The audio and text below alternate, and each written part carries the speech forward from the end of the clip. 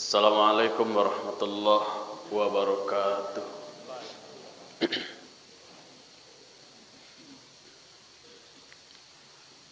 Alhamdulillahillazi arsala rasulahu bil huda wa dinil haqq liyuzhirahu ala dini kullih walau karihal musyrikun. Asyhadu an la ilaha illallah wahdahu la syarikalah. Asyhadu anna Muhammadan abduhu wa rasuluhu sallallahu alaihi wasallam la nabiyya ba'da amma ba'du. Ittaqullaha haqqa tuqatih wa la tamutunna illa wa antum muslimun. La haula wa la quwata illa billahil aliyil azim. Kita hormati pengurus Masjid Raya Tanjung Bonai. Kita hormati Dewan Kemakmuran Masjid.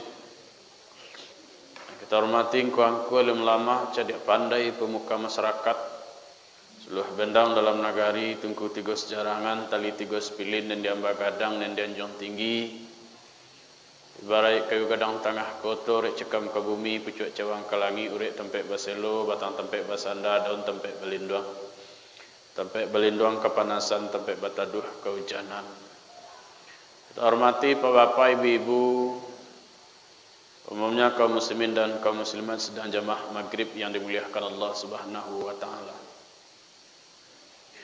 Puji syukur yang tidak terhingga kepada Allah Subhanahu wa Ta'ala.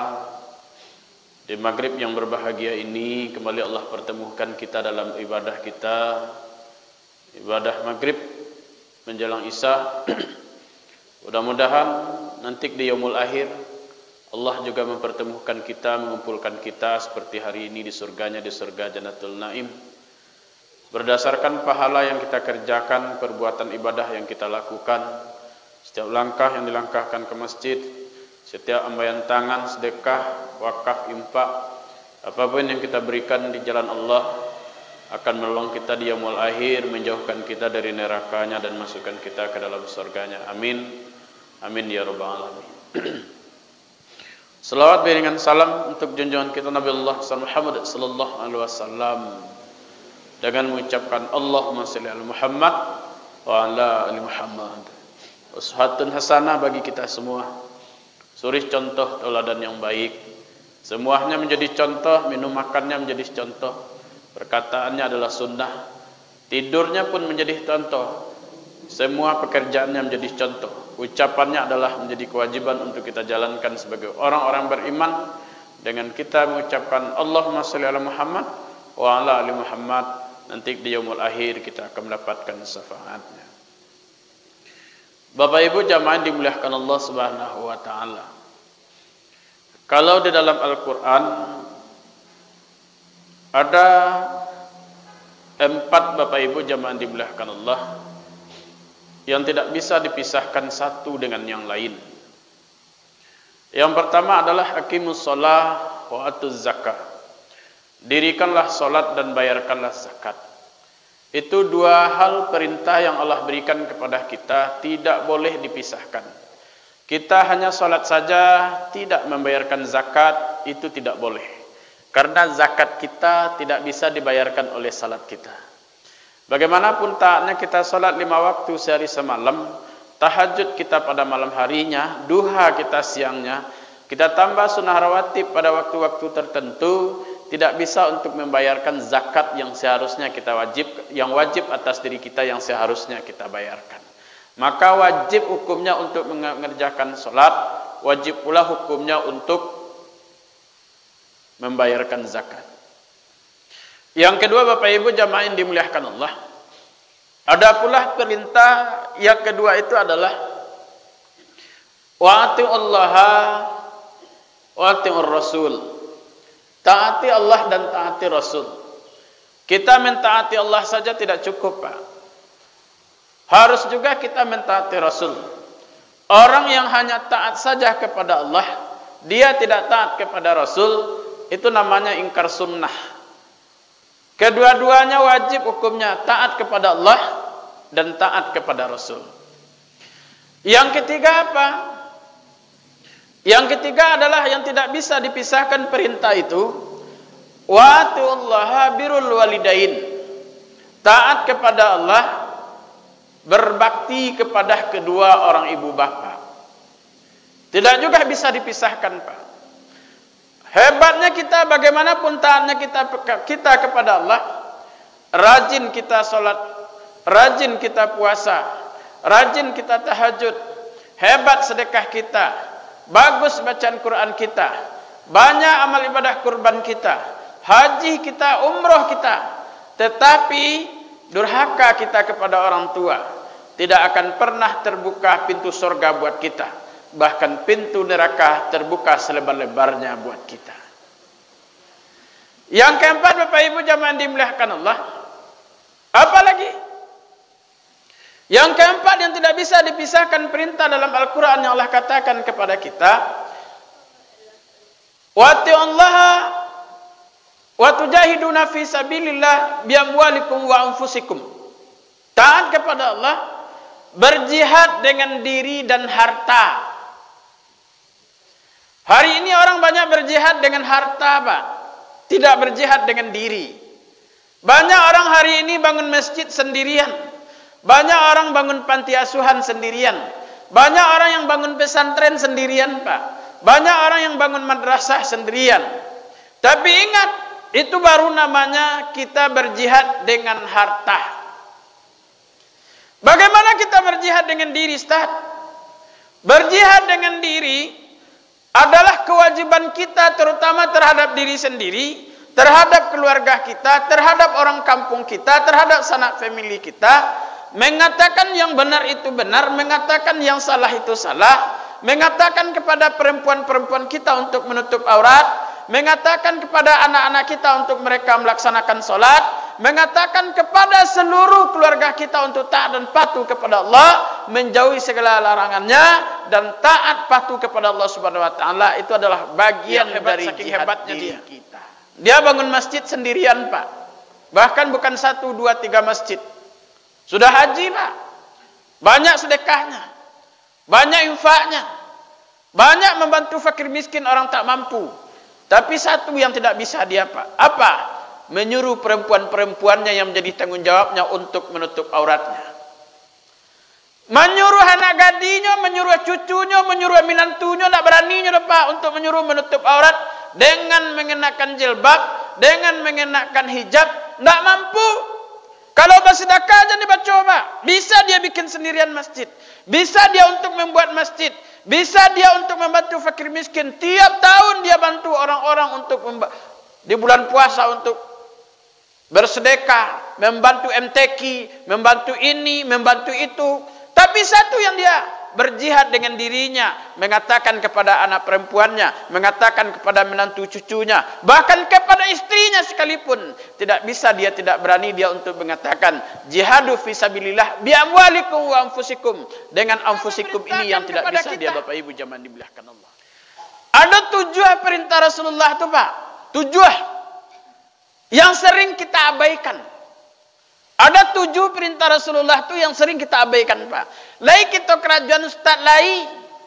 Kata Abu Umar Al-Bara'i bil Asib, amarana Rasulullah sallallahu alaihi wasallam bis-sab'in. Kata Abu Umar yang mewariskan hadis ini, Rasulullah sallallahu alaihi wasallam memerintahkan kepada kami 7 yang dia perintahkan. Berapa banyaknya, Bu? 7. Lewat kerajaan dan 7 ke Ustaz lain, tapi tidak sepenuhnya, Ustaz. Ada pertama perintah Rasulullah yang 7 itu. Yang pertama perintah Rasulullah yang 7 itu, Pak, bi'iyadatil marid. Yang pertama adalah menjenguk orang yang sakit. Awak kalian menjenguk orang sakit, nah, Bu?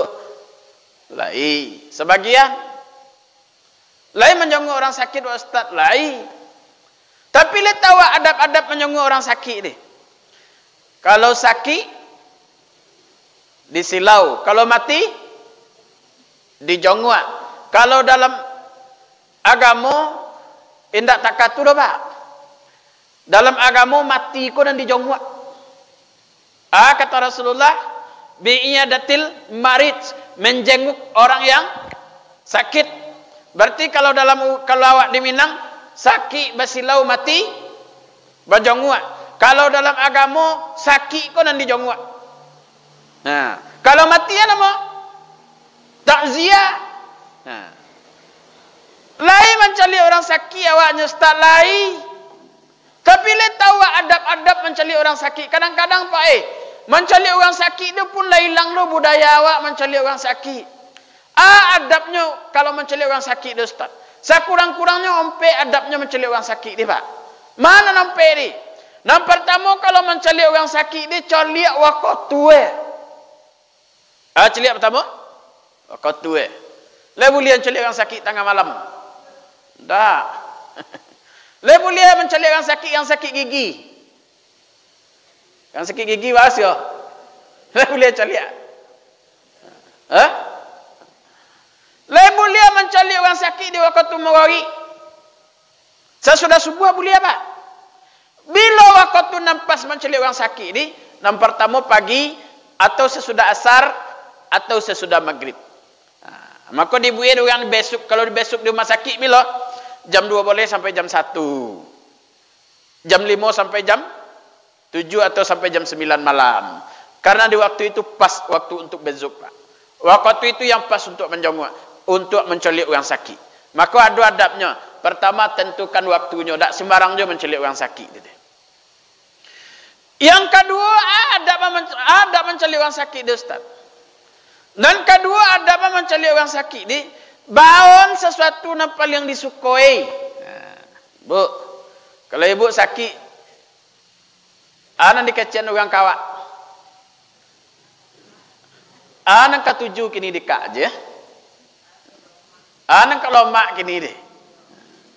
Ditanya nak kawak Pak. Di waktu sakit, di waktu sehat dia dapat ditanya nama dia tu orang. Dah. Di waktu sehat, anak ketujuh dia kak gini deh. Wagoge mengecen deh.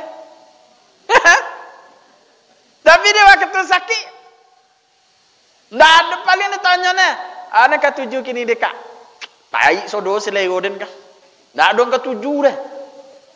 Selego di? Baik. Ada buat kau yang sakit ni bawa anak disukui. Maka kalau tak tentu orang anak kedibo dia ada nama mbok limau.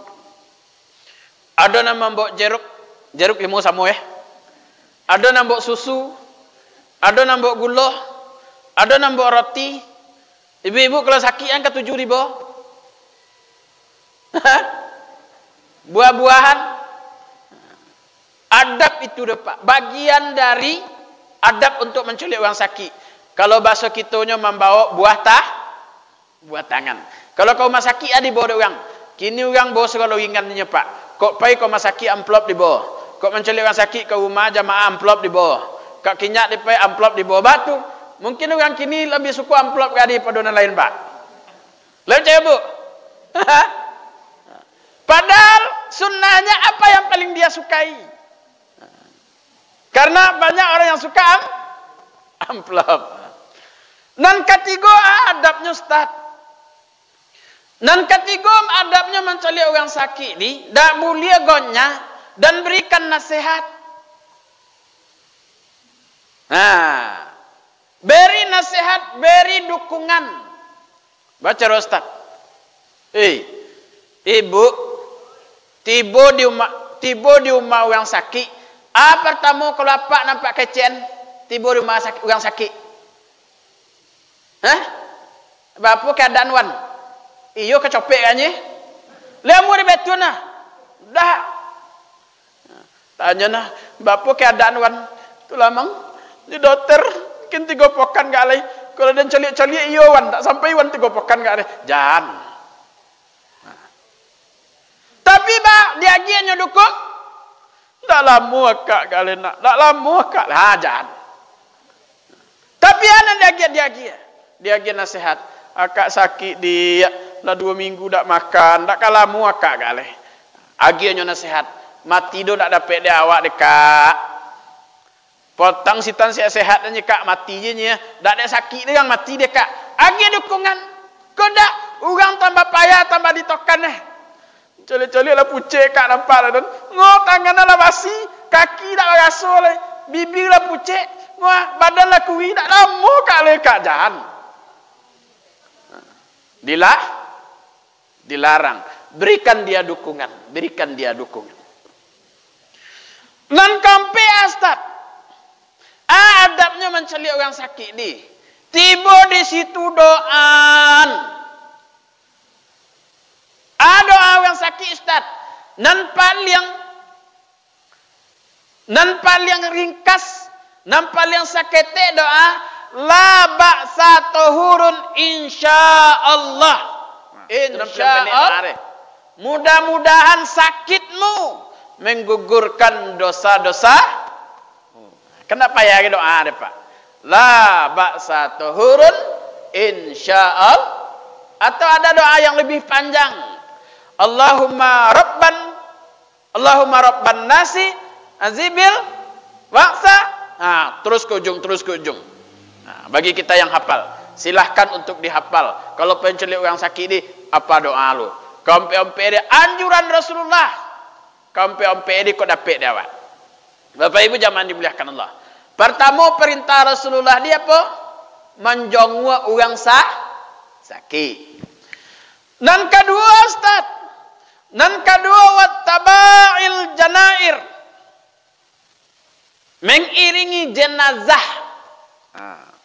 Kalau ada orang mati, maka mengantarkan jenazah itu perintah Rasul. Barang siapa yang ikut menyolatkan jenazah, kemudian dia mengantarkan sampai ke kubur, maka dia mendapatkan 2 kirat.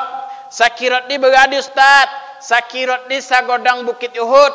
Berarti dapat dia 2 bukit Uhud. Kalau dia ikut menyolatkan, kalau dia ikut untuk mengantarkan ke kuburan. Dan jadi masalah nan tadi lo balik Pak. Kadang-kadang kita tidak tahu adab untuk mengantarkan jenazah. Ada adabnya, ada larangannya, ada pantangannya. Yang pertama apa? Yang pertama adab mengantarkan jenazah itu tidak boleh untuk membawa. Ana mau kalau api yo Pak. Tunam. Bukan. Kalau orang Cina dupa itu dia. Tidak boleh membawa dupa, hadisnya sahih. Jadi kalau awak membawa dupa, mengantarkan jenazah dilarang. Tidak boleh membawa api mengantarkan jenazah. Itu kan ada ibu. Tadi kampung buatan dulu dak mengonten jenazah deh Pak, mengonten ustad. Tuun mandi namo, tentu tuun mandi deh Bu. Tuun mandi dia. Itu pakai tahu nompek deh Pak. Pakai tahu nompek. Itu ada jantung pisang. Tahu nompek dia bakobek jo jantung pisang. Tu bakobek tahu nompek dikin. Sudah tu pakai tunam. Tunam tu bahasa awak tu nan tadi dia. Apa nama? Dupa, pakai dupa 3. Sudah tu pakai apa dari daun pisang. Ana mau deh, babue dari daun pisang. Suara masuk nan tadi dia. Yang kedua tidak boleh kita untuk sombong. Yang ketiga tidak boleh untuk dicandai, ditertawai. Tidak boleh untuk digurau-guraukan. Yang keempat apa Ustaz? Tidak boleh duduk di kuburan kalau dia berkubur di tempat umum. Cek Ibu, yang ketiga. Kadang-kadang awak bercanda Pak. Ambo menongi telinga ambo deh. Baje, tan kami di kebawatan Pak. Buat kubur Pak, sudah buat yang lahat deh. Baje, weh mang, kok segodang ko lubang gota wa kilo yang aja. Kuburan kok seakan godang lubang gota. Gota sudah bertakik di masukan kini. Kalau segodang ko lubang gota wa kilo gota memang. Tak boleh kita bergurau seperti itu Pak. Ya kan? Tak boleh. Duduk di kuburan. Kamu tekan Bapak. Tahun 2000 pun boleh. Ada open turnamen volley di tepi selo. Ada open turnamen di Potter doang dekat apa santren tekan Pak. Bajingkek-jingkek modeko Pak Buai. Nak mencolik dia te kubur. Dia telepon poli banyak kubur dia pak. Ambo kontrak, ambo mau rumah ambo dia tu deh. Dia kuburan tu. Bajingkek mulai tu ah. Ambo nonton kayak nyoma kecennya. Oi nak bujang anak gadi. Jan togak dia kuburan, jan duduk dia kuburan dak buli. Banti tuan tu pak. Tu bekot bila lu pulang lah lihat. Malam bisu mau dia tujuh, 3 malam mau dia tujuh. Angki buat mau kecennya le pak. Hei, potang ada orang togak di kuburan pingsan lah. Tu ada mak-mak togak duduk di kuburan tang tuina sampai kumah. Lagi ya pak. Babetun lagi. Potang tuina sampai kumah. Jangan duduk situ. Mak-mak potang tuina sampai kumah. Dek takui ke dia bujang lagi itu pak. Dah mau dikecen. Kata Rasulullah SAW, lebih baik dibakar api neraka daripada di atas duduk kuburan itu. Yang tersentuh kuburan itu lebih baik dibakar api neraka daripada dia duduk di atas kuburan itu. Enggak boleh kita duduk di atas kuburan. Dia yang santai merokok di atas kuburan ini pak. Ada namanya nama ngali dia nama merokok duduk di atas kuburan. Sangat dilarang kita untuk duduk di atas kuburan. Sangat dilarang kita untuk duduk di atas kuburan. Koneng itu. Kau ada nama kecian. Pernah mengikuti penguburan di suatu daerah di kecamatan daerah kita, daerah Ilir Tanah. Aja kambonya kenal yang bapak. Baje, Ustaz, ambo tadi lah minta izinnya Ustaz. Kasih apa minta izin? Kau orang nampak kubu kau Ustaz dah mau kecek kanyo. Woi orang nampak kubu ambo nampang duduk cek aja. Banyak pak deh. Dijadikan candaan. Jangan, tidak boleh untuk dijadikan candaan. Bapak Ibu jamaah dimuliakan Allah. Nan ketiga perintah Rasulullah di Ustaz. Nan ketiga perintah Rasulullah yang sering kita abaikan. Wa tasmitul atis. Alhamdulillah. Menjawab bersin. Alhamdulillah. Kalau tadanga orang membaca alhamdulillah aja we awak. Yarhamakumul. Yarhamakumullah. Semoga Allah merahmatimu. Kadang-kadang tu lupa. Dia pelensaran mang. Dah dong ibu alhamdulillah dia pak. Pada dapat sunnah dewa di situ. Sunnahnya selain dari melaksanakan perintah Rasulullah dapat pahala dewa apa lo? Bersyukur. Penyakit nanado di badan tu keluar. Maka dianjurkan awak membaca alhamdulillah. Maka dianjurkan awak membaca alhamdulillah. Agar apa? Karena keluar ada rasa syukur, keluar penyakit dari awak. Allah agi awak peringatan. Masuk di dalam tubuhku ada penyakit. Makanya keluar lewat bersin. Ada penyakit dalam tubuh awak. Awak baca alhamdulillah. Karena ada orang di samping awak sesama mukmin. Awak doakan yarhamukallah. Semoga Allah merahmatimu. Kan indah Islam tu pak. Indah. Ada tetangga awak Bapak Ibu jamaah loma ekonomi, loma fisik, tak bisa mencari. Jangan lupa santuni mereka, beri mereka makan, beri mereka minum, sayangi mereka, gauli mereka, bantu mereka di setiap saat. Mana tahu itu nanti yang akan membawa kita ke surga. Le ibu yamin solat ibu kan membawa ibu masuk surga. Le jamin sedekah ibu kan bisa membawa ibu masuk surga. Le menjamin haji umrah akan membawa masuk surga. Le menjamin kurban akan membawa masuk surga. Le menjamin 5 kotu saya semalam akan masuk surga. Lun tahu. Tapi mungkin ada orang yang ikhlas kita bantu, Pak. Dia berdoa kepada Allah, ya Allah, si fulan itu yang membantu saya, yang meringankan beban saya, yang menghilangkan kesusahan saya. Ampuni dosanya. Allah terima doanya. Dia masukkan kita ke dalam surga karena doa orang yang lemah. Ada di kampung Ambo, Pak. Dia itu seorang janda, ditinggalkan suami. Dia punya anak 1 laki-laki. Nikah dengan orang Riau. Pulangnya sekali 5 tahun. Waktu lebaran, saya selalu zakat fitrah kepada dia. Kalau enggak saya, anak-anak. Saya sempatkan untuk fitrah, zakat fitrah kepada dia. Saya beritahu kawan-kawan. Ada kawan dari Jakarta, Pak. Dia bilang seperti ini, Ustaz. Itu berapa orang yang di kampung Ustaz seperti itu. Yang parah itu cuma 1 dia. Nyuado tinggal di polak karet, kebun karet. Di kebun karet. Kadang-kadang dia nginap di situ sendirian. Kadang-kadang dia di tempat adiknya. Manakiaknya turun 1 kilo, 2 kilo sehari. Nah, sehari 2 kilo, 3 kilo itu lebat. Paling tinggi 4 kilo tu loh deh. Seminggu barangnya menimbang Seminggu tu nya menimbang 8 kilo, 10 kilo. 10 kilo tu lebat tu, Pak. Kadang-kadang kalau musim hujan ko, kadang-kadang sebulan mo dak nimbang. Mo tanyon kenyo di ma oncu dapat piti, yo meletunyo ko dak utang piti lu, ko dak utang boge lu, takatulah nyo hidui. Mo keceng ka kawan. Dibantu nyo dak kawan tu, Pak. Inyo baranak-ranak jo kawan-kawannya zakat fitrahnya kenyo waktu puasa. Kemarin dia masih telepon, Ustaz. Itu orang yang kemarin masih ada, Ustaz. Masih bilang. Aku nitip ya, Ustaz. Dikirimnya piti, Pak. Iko tolong agen kenya, Ustaz. Tolong agen piti ambo kenya, tolong agen zakat. Tolong agen piti ambo. Ndak tahu ambo do sedekah ku ala pokok agen sekenyo. Rutin nyo bantu sekali 2 bulan, sekali sebulan. Itu namanya membantu fakir miskin orang tak mampu. Aduh namo detaka. Mana tahu nanti karena dia berdoa kepada Allah, ya Allah ya Tuhan, walaupun aku tidak kenal dengannya, tapi dia melepaskan kesusahanku, maka ampuni dosanya, masukkan dia ke surgamu karena dia telah membantuku. Mana tahu doa itu nanti yang keterima. Maka kalau ada kita berlebihan harta, jangan pernah kita berhenti untuk membantu fakir miskin. Bapak Ibu jamaah yang dimuliakan Allah. Nang kabar alai. Nang kalimo. Dan kalimo perintah Rasulullah Ustaz. Dan kalimo wa'aunul mazlum. Menolong orang yang dizalimi. Kalau ada orang nampak dia wajib wak nolong. Kalau ada si miskin dia orang kaya, wajib kita tolong miskinnya.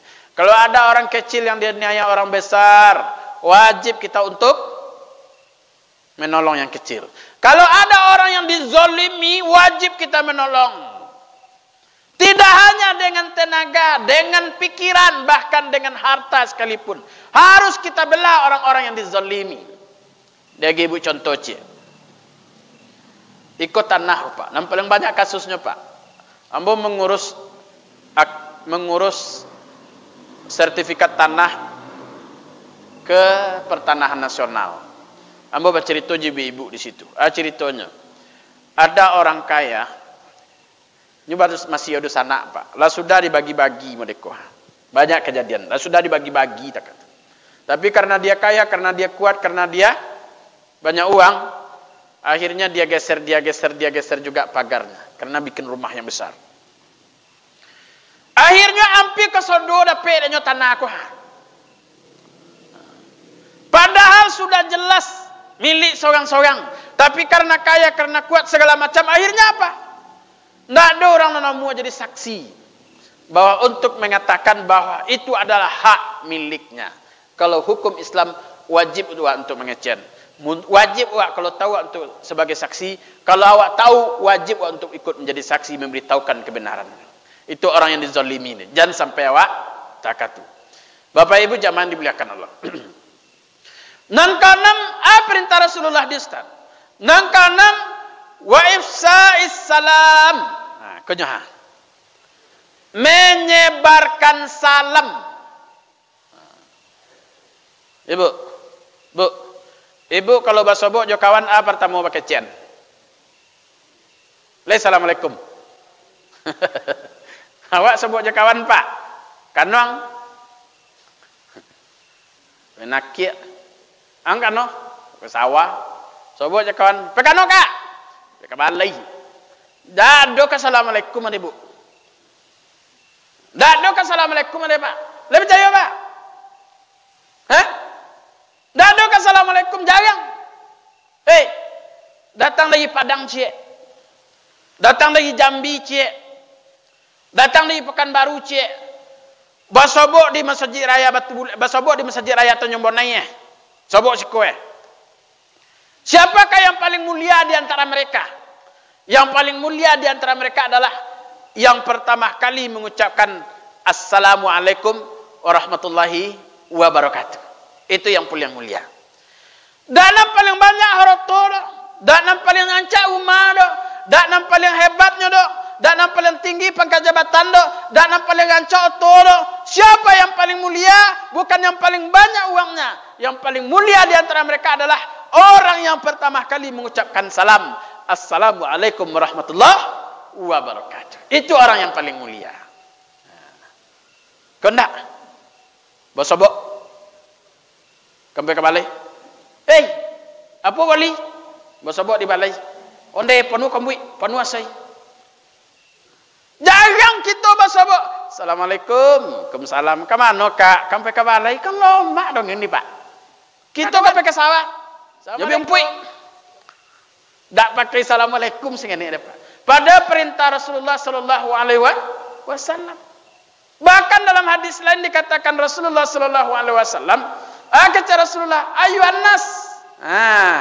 Diperintahkannya kepada wahai manusia. Wahai manusia, afsus salam. Sebarkan salam. Perintah apa? Afsus salam. Sebarkan salam. Basobo jo kawan dimanapun wak berado, sebarkan salam. Sobo di balai. Sabalun menyapu orang baca assalamualaikum lu. Assalamualaikum. Waalaikumsalam. Lah sudah boleh-boleh itu. Basobo di ladang. Assalamualaikum. Waalaikumsalam. Afsus salam, sebarkan salam. Yang kedua apa? Wa ta'imu ta'am. Nan kedua bagikan makanan. Bagian makanan. Nan ketiga kata Rasulullah, wasalu bil lail wan nasiniyam. Bangun di sepertiga malam di waktu tugang lolok, salat di sepertiga malam di waktu tugang lolok. Apa kata Rasulullah? Tadkhulul jannah bis salam, maka dia akan selamat masuk ke dalam surga. Tiga pak, salah satunya adalah orang yang menyebarkan salam. Pertama orang yang menyebarkan salam, nan kedua adalah orang yang membagikan makanan, nan ketiga adalah orang yang bangun di sepertiga malam salat tahajud. Kata Rasulullah, tadkhulul jannah bis salam, maka dia akan selamat masuk ke dalam surga. Tiga itu amalannya pak. Tiga itu sebarkan salam, bagikan makanan, bangun di sepertiga malam, maka dia akan masuk surga. Kadang-kadang Pak Ibu, ada jambu di Umawa, ada durian montong, apa namanya? Durian montong. Ada kuini, kini tak kuini dah. Dan harum manis dia nomor Pak. Mangga. Kini kan mode itu yang pot tanam di roket umarin nang gonda-gonda. Kok durian nang gonda-gonda. Kok manggi nang gonda-gonda. Kok mangga nang gonda-gonda. Kok kalengkeng, apa nama? Ya kelengkeng. Kok kelengkeng pokok nang gonda-gonda. Jangan dijual je sodo. Kok durian nado kadang-kadang bau. Ano mo ba? Iko tuolon lo cerita lampau ano mo re. Daging ayam.